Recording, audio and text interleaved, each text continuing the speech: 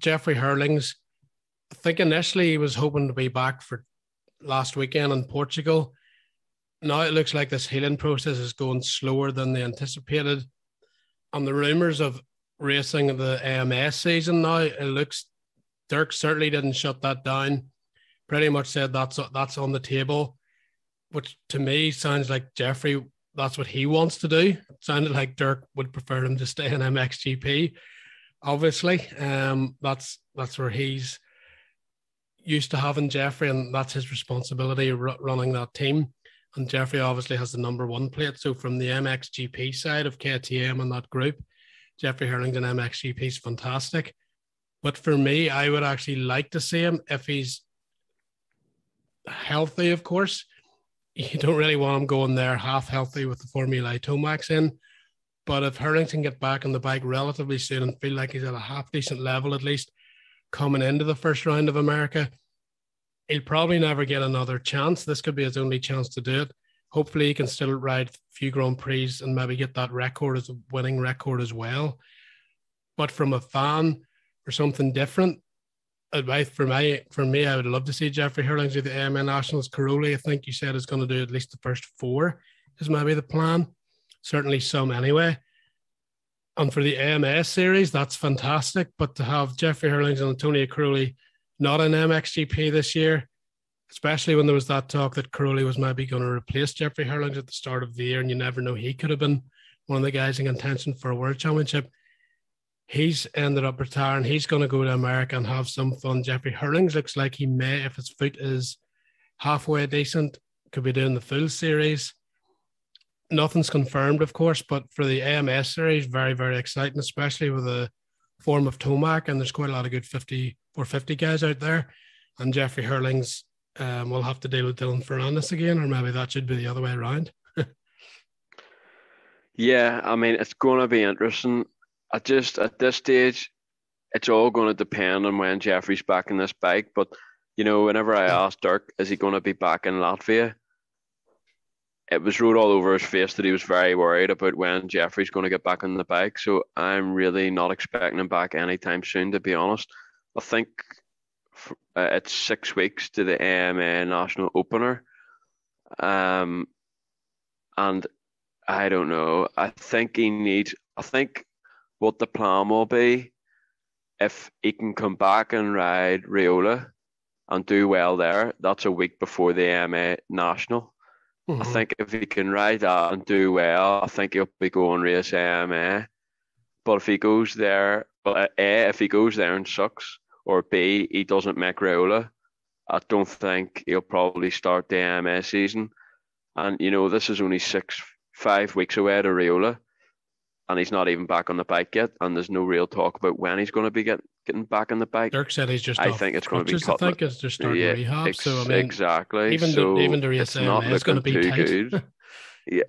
Exactly. And I think ideally, you know, he'll want to see what his speed is like before he goes to America. So it might all hinge on if he can race the Italian GP the week before. But it's definitely not looking great in that aspect. I think if the recovery was going well, definitely a lot more chance of it. But I mean, I suppose it'll be on him at the end of the day. But should he go if he's not fully prepared?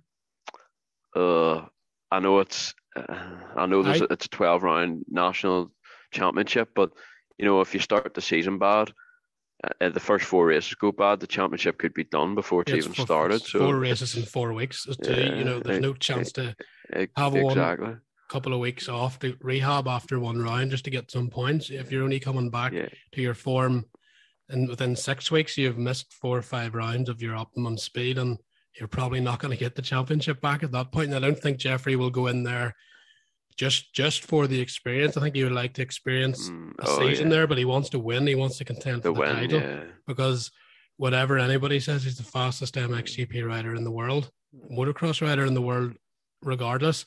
I don't think any of those guys are going to come to MXGP and race him for a season. So it's a bit unfortunate. It always has to be them going there. But I don't think Jeffrey's going to do that if he doesn't think he's at a level that he can compete to win. At least absolutely. Well, I hope the first couple of rounds. I hope that's the approach he does take, because I think it would be foolish if he went there with only a couple of weeks on the bike, and if he doesn't feel great. And not only that, this year he's got the other element of having to develop a new 450. That's a Prado's good point, had yeah. quite a lot of time on it, and he still hasn't got it to where the level was last year. Maybe if he went to America, maybe he could just say, "Can you give me a 2021 bike?" But that's for him and KTM to discuss. And they need to get this new bike up to scratch soon, so they probably want them riding it. So there's a lot of variables to it. It's going to be interesting, but I just hope that if he isn't right, that he takes a smart approach, just takes his time, and then come back to racing whenever he can be at least 80%. And then whether that's doing some MXGP and some AMA, that might be the better option.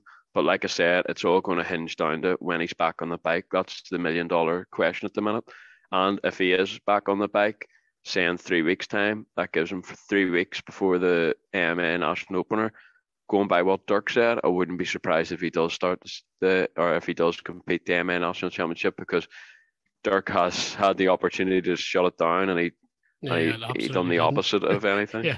Yeah, because I remember Austin Joel Smets at Hawkstone, and he didn't completely shut it down. You got the impression it wasn't something they wanted to do, but the fact even he didn't rule it out, it sort of told you that this foot wasn't going to be ready for the start of the World Championship, and maybe as a plan B, it could be there. And now that plan B is looking more like possibly plan A at the minute, and that's still if the foot can maybe heal quicker than it has so far. That certainly isn't going probably as quickly as Jeffrey wanted it to go. And I feel for MXGP, it loses something when Jeffrey isn't there. There's an intensity, there's an expectation when he's on the gate that he can set the pace. And I think with Tim Geiser riding so well as well, it might have set up for some pretty epic battles this year. And we're not going to quite get to see it. And even when Jeffrey comes back, as you mentioned, how on form is he going to be? Is Tim Geiser going to want to go that pace whenever Jeffrey is at 100% later in the year if he comes back to that level? So it's not going to be quite the same as a fully fit Jeffrey Herlings and a Tim Geiser that looked all winter to be intent on revenge to get this title back, and the pace and the way he's riding this year, it could have been a fantastic championship. And I feel like we're just losing something, as well as Roman Fevre and obviously Antonio Carulli. But with Jeffrey Herlings, the defending world champion, not on the gate, even for Tim Geiser to see those battles with Jorge Prado and everything, a bit of what we saw last year, I think Geiser was really up for beating Herlings this year straight up. And Herlings looked like he was coming in on maybe a higher level than he was last year. I think it could have been some all-time speed. And unfortunately, we're just not getting to see that. Hopefully, we'll get to see it at some point, but it could be the AMS side that benefits more. You never know. Yeah, it could well be. Certainly, it's looking like that at the moment, because even they're going to probably end up getting Crowley for some rounds. And even if Herlings does come back later, you would think he might be trying to do a couple of AMA races. So I think we'll probably see him race in America this year. We just don't know yet if it's going to be the full championship, but it will be interesting. To be honest, I wouldn't really mind if Herlings went over there, but the only issue is the AMA riders don't want to come and race here. It'd be great to see like Tomac and Dylan Francis have a go at MXGP, but never really happens, does it? Yeah, it would be good if they did some and it went vice versa, or they just raced the full world championship in a year or two before they retire. If you like Tomac, that would be, if you do like Tomac, Jeffrey Herlings, Tim Geiser next year in the world championship, that would certainly be something exciting.